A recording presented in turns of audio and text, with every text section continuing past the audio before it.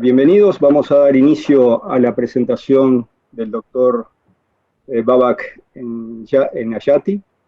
El doctor Enayati recibió su doctorado en Ingeniería Eléctrica de la Universidad de Clarkson, Estados Unidos, en 2009.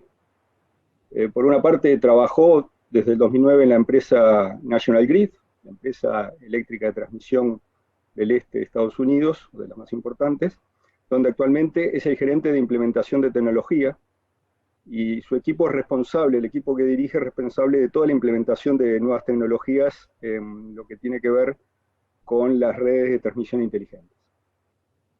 Por otra parte, el doctor Babak se desempeña como vicepresidente del Comité Coordinador de Estándares de la IEEE. Ahí está en el Comité 21, que trabaja en la norma IEE 1547, que es la norma que está asociada a la interconexión de recursos energéticos distribuidos en sistemas de energía eléctrica, y también en la norma IEEE 2800, que trata la interconexión y la interoperabilidad de recursos basados en uso de convertidores, inversores, conectados a la red, que se conectan en la red de transmisión de energía eléctrica. So, for the people that speak in English, the short video is on the web page of the conference. And please, Dr. Babak, start with your presentation, and I will be in the order, and at the end, if we have questions, I'm going to deliver it to you to give us the answer. Okay, Babak, you have the talk. Thank you, Gonzalo, for the introduction. Appreciate it. Good morning, everyone. Happy to be here. Thank you. I'm so glad to be invited to this event, and I look forward to having an interactive session with you all. So anyway, Gonzalo did the intro, so I'll skip introducing myself. Thank you, Gonzalo. So we'll jump right into the presentation today. So today I want to cover some key highlights of the distributed energy resource integration and experiences in the U.S.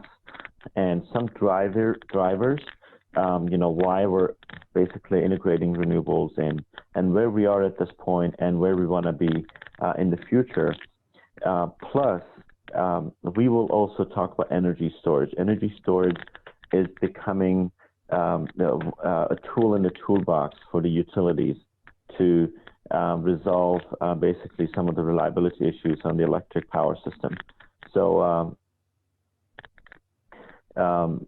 we will spend some time on energy storage, and I only have 30 minutes for this call. Gonzalo mentioned that, and so the presentation on some of these topics will be brief, but I look forward to going into more detailed discussions during the Q&A session.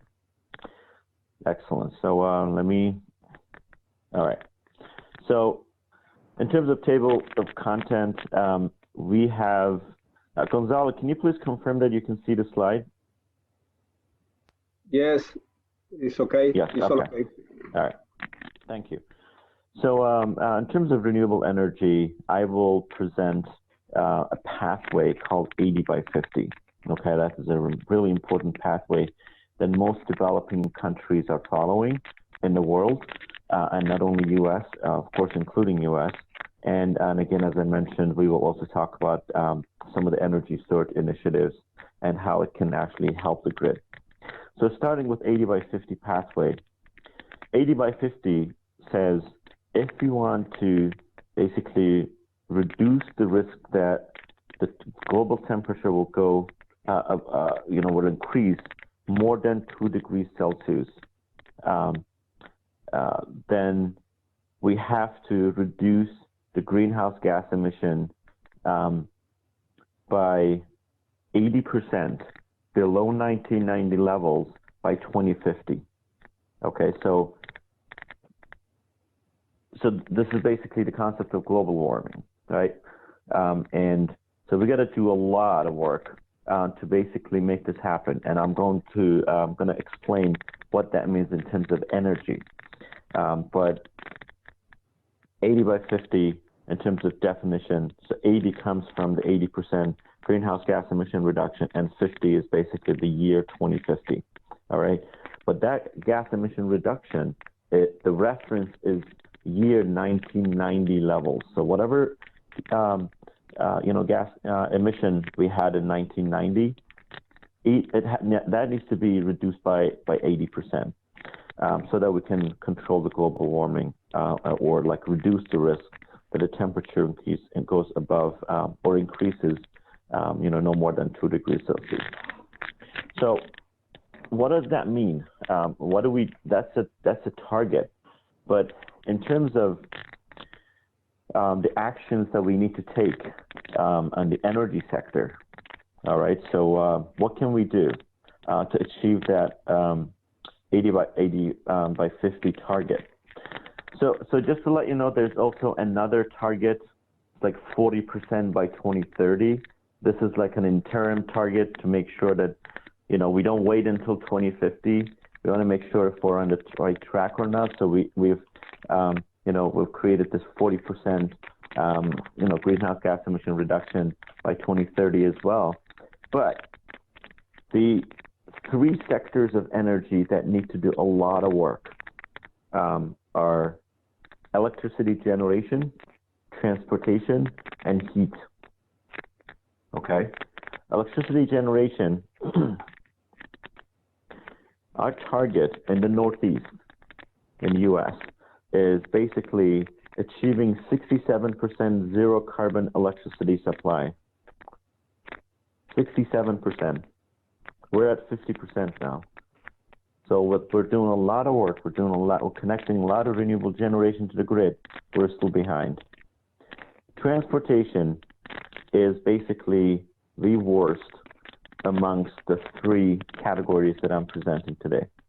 Electric vehicles.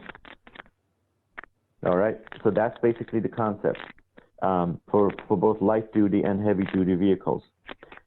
Transportation needs a significant change in terms of the way our cars are basically driving on the roads. What does that mean? Well, let's wait until the next slide. I'll give you some numbers. But heat also means that we're basically transforming oil-heated homes to natural gas or electric. Yes. Move a little the microphone that touch your coat. Right here? This is it better? That is when touch your body is make some sound. Okay. Oh, okay. Oh, that's weird. Excellent. How about now? Excellent. Okay. So, in terms of generation, we talked about that. So we need to invest in renewable generation, clean generation. The target is 67%. But look at the transportation. Look here, the cars section, electric vehicles. If we want to accomplish 80 by 50 pathway goals, 100%, and this is only for the Northeast U.S., 100% of the electric vehicle car sales must be electric by 2030, okay? And 100% of the light-duty vehicle cars on the road must be electric by 2050. We're way behind actually reaching that target. I'm only talking about the light-duty vehicles, so both numbers that you heard, 100% for sales and 100% cars on the road for 2030 and 2050. We're targeting light-duty vehicles, not like buses or big trucks. So countries are investing a lot in this. Okay, so in the U.S. there's a lot of incentives like tax credits that supports people, helps people buy an electric vehicle. All right. In addition to federal government, the state government also has some incentives, and some companies, like the company that I work for, also give you some money to buy an electric vehicle. So all of this basically, right now, if I buy an EV, like an average Nissan Leaf, for example, I'm not talking about very luxury cars. Probably 60 to 70% of the cost will be paid by either the federal government, state government, and the company that I work for. So all these incentives are helping the people to transition from gas cars to electric to save the environment. And the last section, which is the heat, we need to expedite this transformation from oil heating to natural gas and electric, expedited by 10 times. All right, so the pace that we're in is not enough and has to be faster by 10 times. So I put this slide here just to show you where we are or where we will be in 2050 in the U.S. So in terms of renewable energy generation and different mixed sources. Okay, so this is for the year 2050, and RE stands for renewable electricity. Okay, so here I'm having 30% renewable electricity up to 90% renewable electricity for different penetration levels. Okay, so this is for the capacity, installed capacity, and total generation. So two different figures. But look at the mix. All right, so in 2050, you are going to have really high portion, close to 80% of the total U.S. electricity, come from renewable generation. That's a big number, 80%. Okay, and so this brings its own challenges as well. Challenges of intermittency, challenges of the grid was designed one way. Now we're adding a lot of renewables to it on the distribution system as well. So how do you manage all the protection issues, power quality issues, and so on? But this is the trend in the United States, and I'm sure in most countries in the world, they have trends that may not be as aggressive as this one, but they're moving in the same direction. Okay.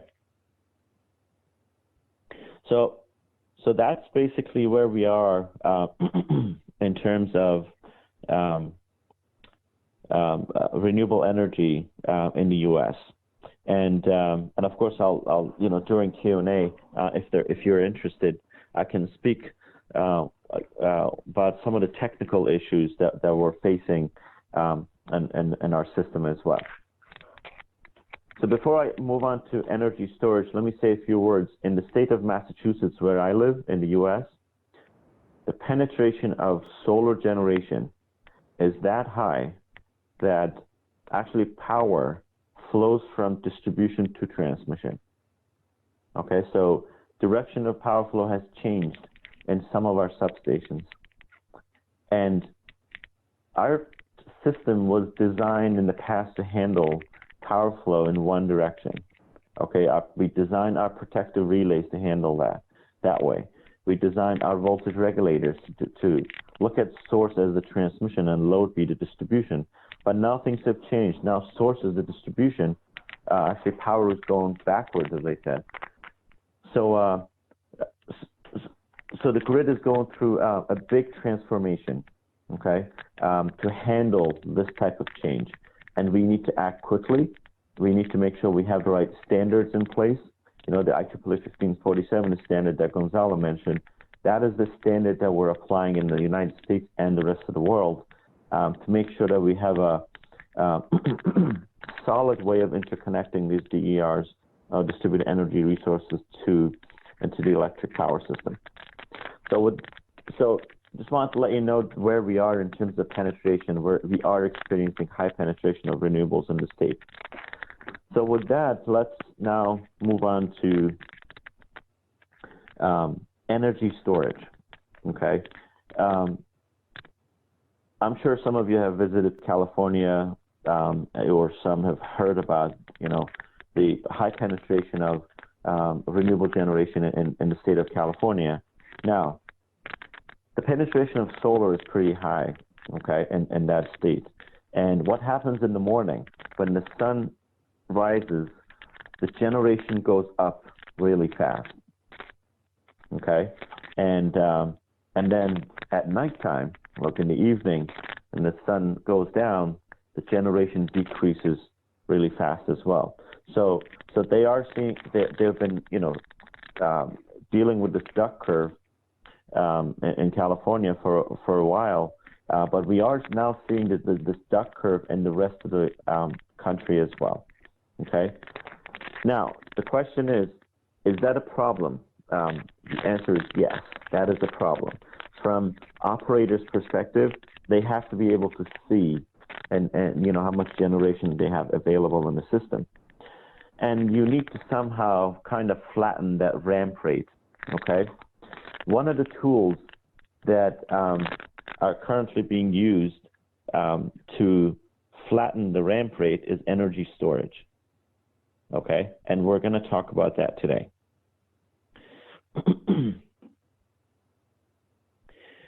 Energy storage can be looked at through different lenses, okay? So capacity resource.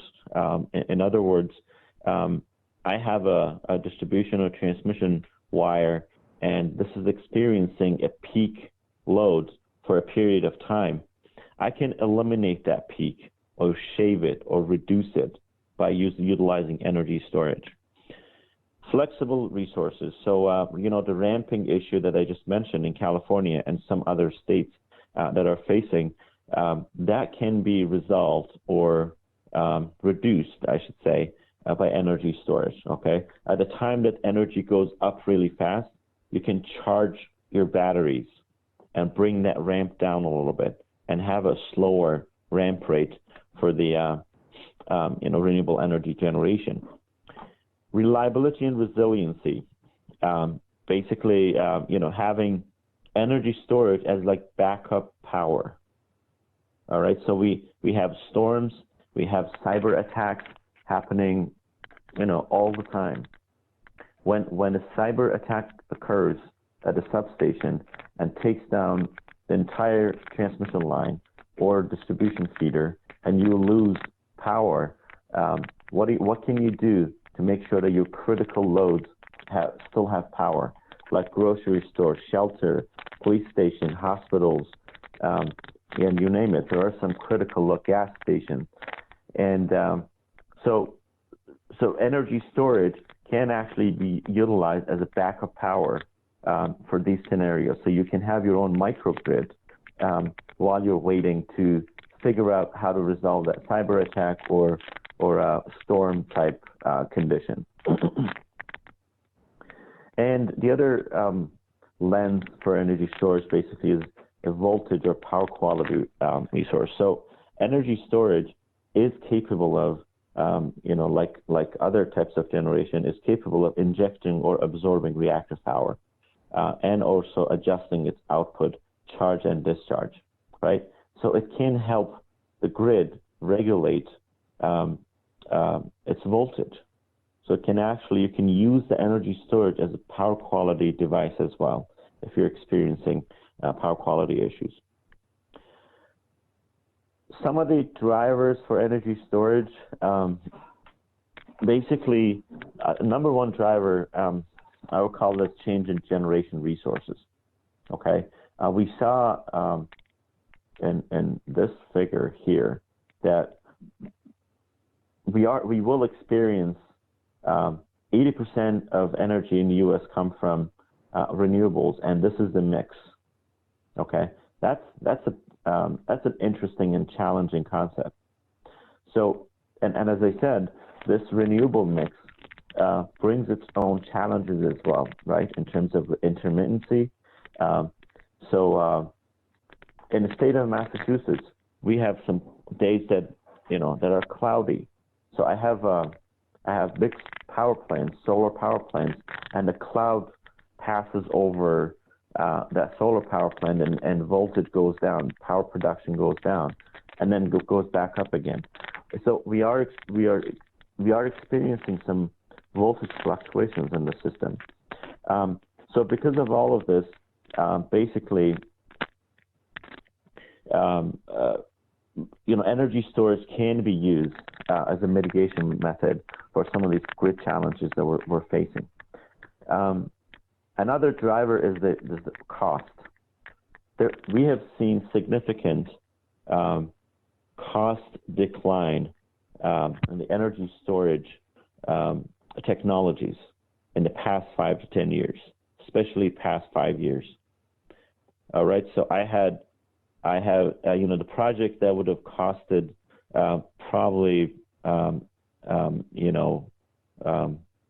million 5 years ago. I'm just giving you some ballpark numbers. So $5 million 5 years ago, you can do the same job for like $1 million, $1.5 million. So that's the range of reduction in just the past 5 years. The technology is getting cheaper and cheaper, and it makes energy storage a feasible solution and cost-efficient solution for some of the grid reliability needs. The other driver is utility needs. Utilities always faced with planning and switching and contingencies. They have to make sure that their system is always reliable during contingencies. Those who are in the transmission side, you know what that contingency means.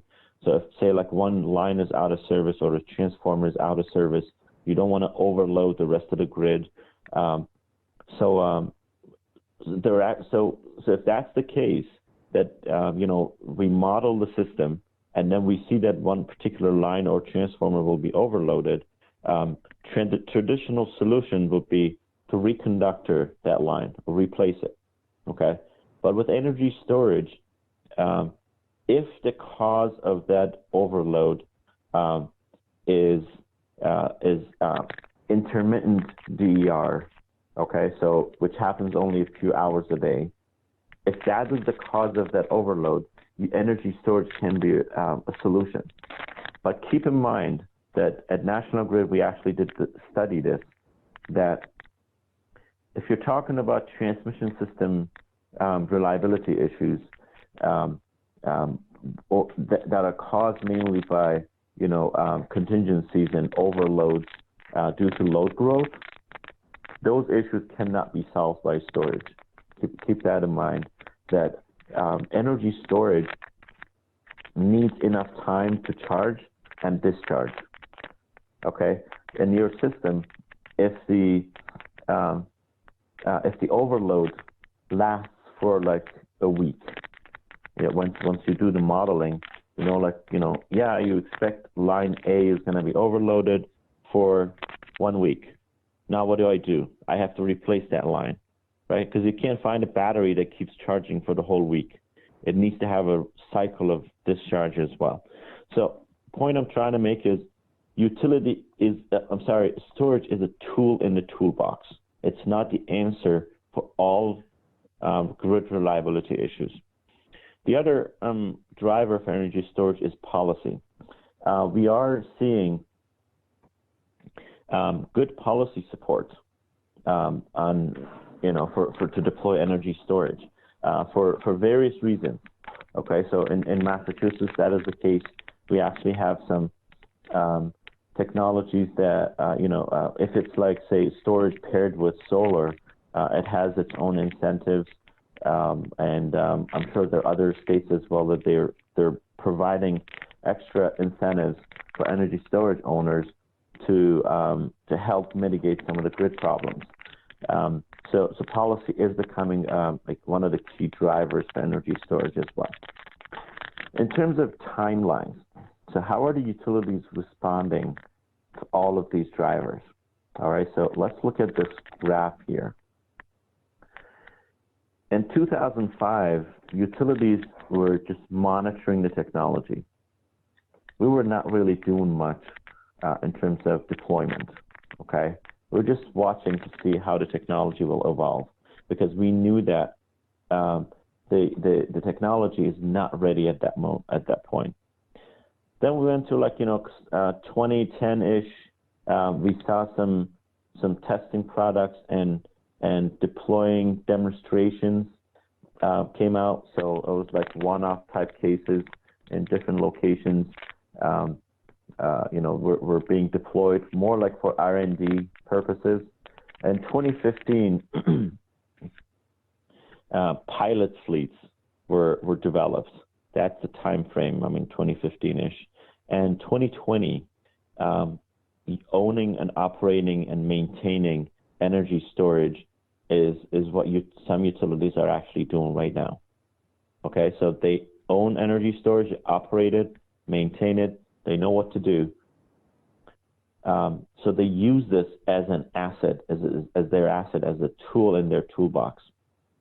With that being said, right now at National Grid, the company that I work for, we have 13 different energy storage projects going on. Some are already in service, some we're still commissioning or in the construction phase. 13 projects, and each one is big. For various reasons, okay, and these are going to be the company-owned energy storage projects. But again, the purpose is it varies based on the application. Today, I want to present one of those projects that is, to me, it's kind of a combination of all the benefits that you can imagine for a particular energy storage at this time. All right, so other benefits that can be added in the future. So this energy storage project that we commissioned, and it's now operational, it's working, energized, is in the island of Nantucket. Okay, that's the name of an island in Massachusetts. The island is located here. Okay, this island has two sub-transmission lines feeding the load in that island. Okay, and the problem with this island is summertime.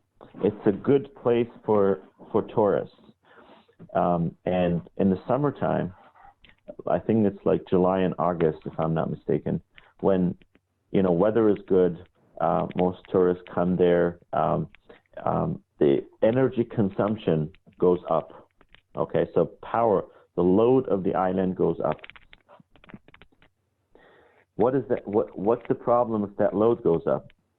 During those 2 months of peak load, okay, if I lose one of these lines, either 4606 or 4605, the other line cannot handle the peak load. So it's going to fail. All right, so one line, if one line is lost, the other line cannot handle the load during the peak load time, July and August. Now, the traditional solution to this problem is to build a third line, okay, add another line, so that the load can be supplied, through the land in Massachusetts. But what we did, we actually we did not, install that third cable. Instead, we installed energy storage in the island, in the Nantucket Island.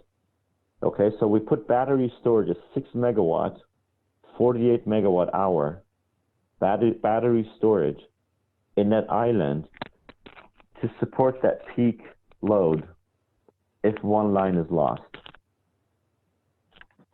This was actually a cheaper solution compared to building a third cable, the undersea cable. Okay, so we were able to actually defer building that third cable until 2045. So year 2045 is the time that we need to reevaluate our solution. So our customers are actually paying less because we found a cheaper solution for this reliability issue. Okay. Now, the options that we had, of course, is like building the third cable, and also put a big gas combustion generator there, or like a large battery option, which would be very costly. Or what we did, we actually used a hybrid solution. So a 10 megawatt gas turbine gas combustion generator, and also 6 megawatts of battery storage. It's like a hybrid solution for this problem. And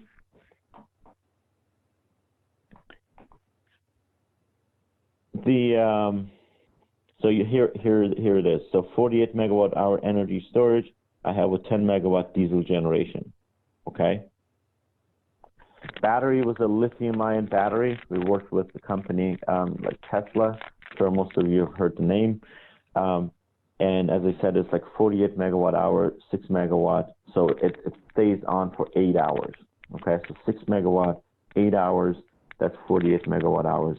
And you may ask, how did we come up with the 8 hours duration?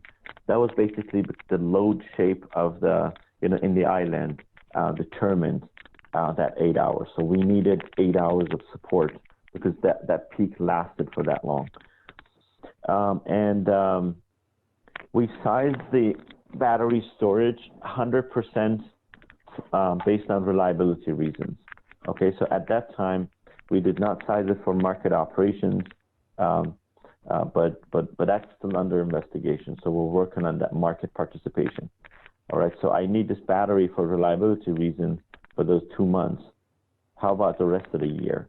Can this battery participate in the market and add more revenue or bring more revenue for our customers? So that's still under investigation. I'm sorry. So other non-wires alternatives pilots are also being considered in our electric service territory. Here are some of the drivers. So energy efficiency initiatives. So actually, we go to the customer level or home level and look at how efficient, how can we ensure that the system or energy is being utilized efficiently at homes. Can we use battery storage to shift load consumption at a particular home from peak hours to non-peak hours by providing local power, by storage during those peak hours so that the whole house doesn't pull all the energy from the utility. Renewable energy, I talked about that. Renewable energy is also one of the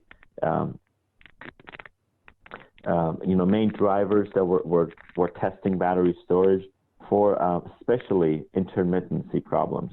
Okay, when voltage fluctuation goes up and down, that can cause serious issues for the utilities, voltage regulators, and battery storage can be considered or serve as a solution. At the time that you're losing solar generation, energy storage can discharge some power and compensate that power loss due to intermittency, and distributed energy resources in general. So how do we make sure that all the challenges being caused by distributed energy resource and the power quality are being compensated properly by energy storage? So these are most of the main drivers. I should say technical drivers. In terms of market participation with our ISOs, we're closely working with ISOs and FERC to identify opportunities that these batteries can participate in the wholesale market. That's an ongoing effort.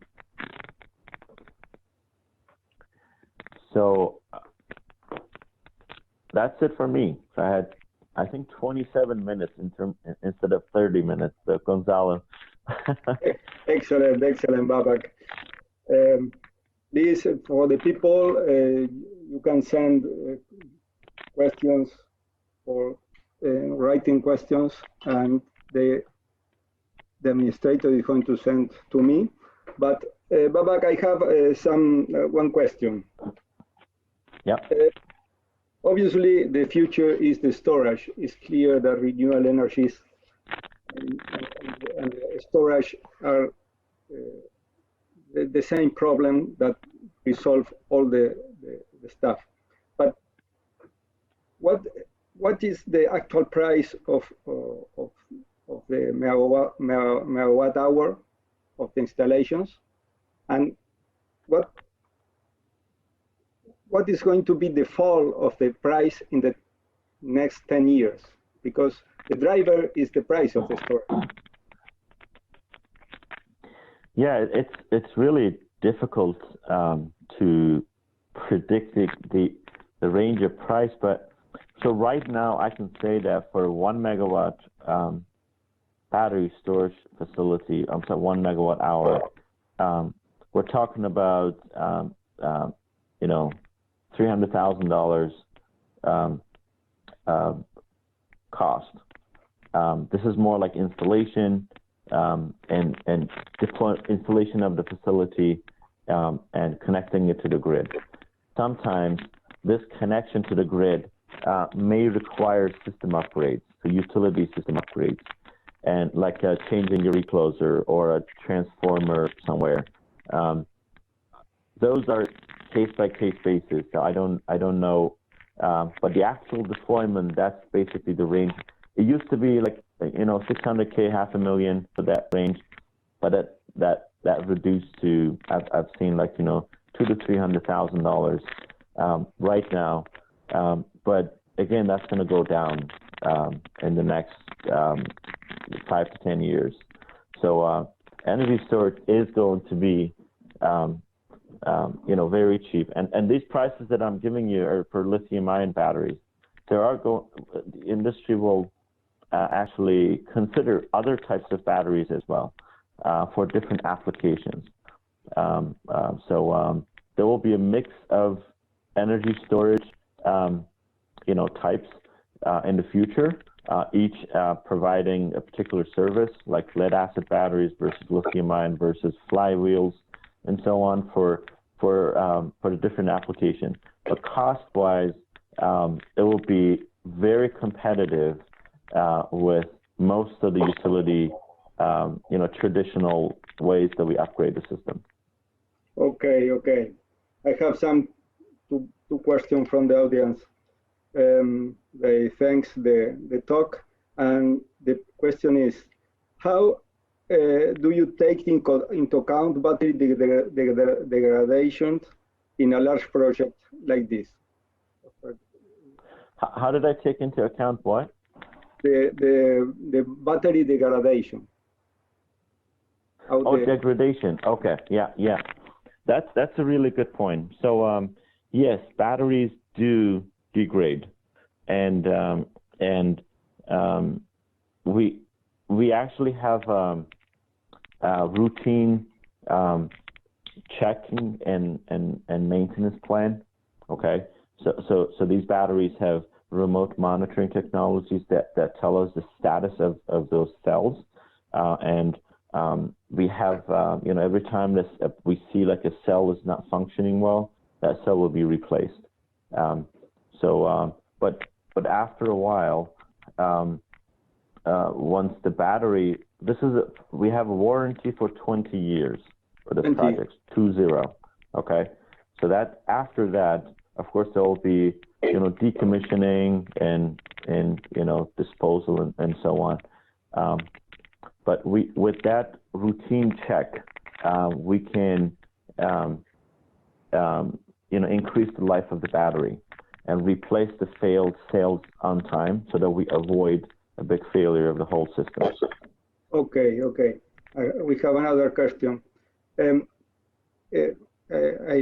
It's possible that the system work in isolate situation. What happens if both cables go out?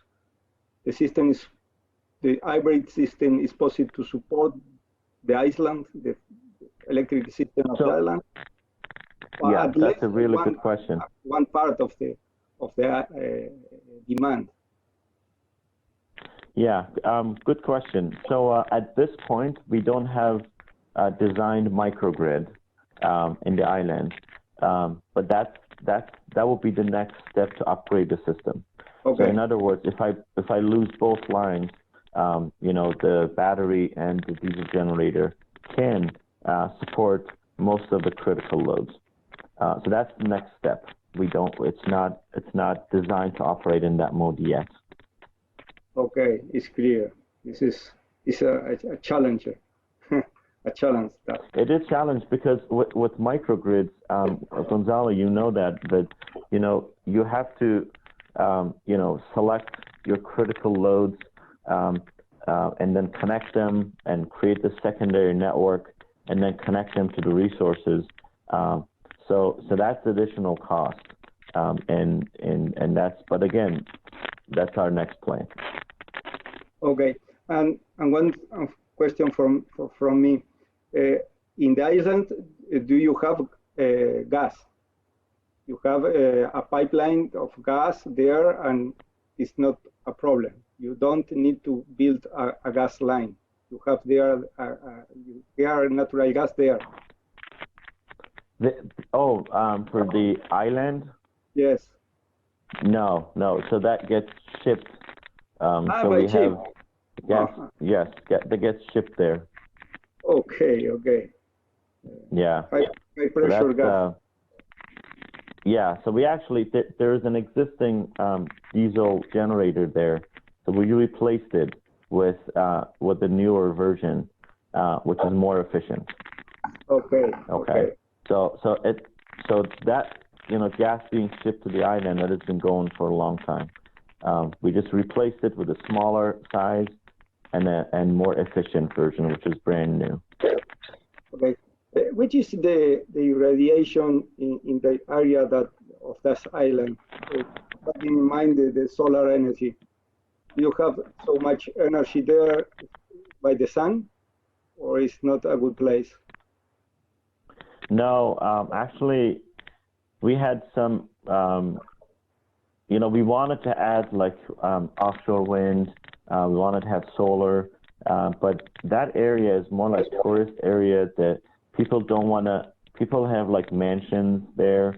They don't want install solar panels in their backyard, and they don't want to see wind turbines in front of their house. Okay. So they want to have energy, but they don't want to have the solution. Exactly. It's almost the same in the world. It's an odd situation, yeah. My backyard. Okay. I haven't got more questions from the audience. Really, I enjoyed the speech. Thank you very much, Babak. And You're welcome. be in touch, please. All right, thank you. Thanks for the time. I really enjoyed, talking to you all, and please feel free to contact me. This is my email address. If you have any questions, I'm also on LinkedIn. So if you have any questions, you can also connect with me on LinkedIn and send me your questions. So I'll be happy to to connect with you and discuss this challenging and interesting topic. Okay, thank you again, Babak, and see you later. All right, take care. Thank you.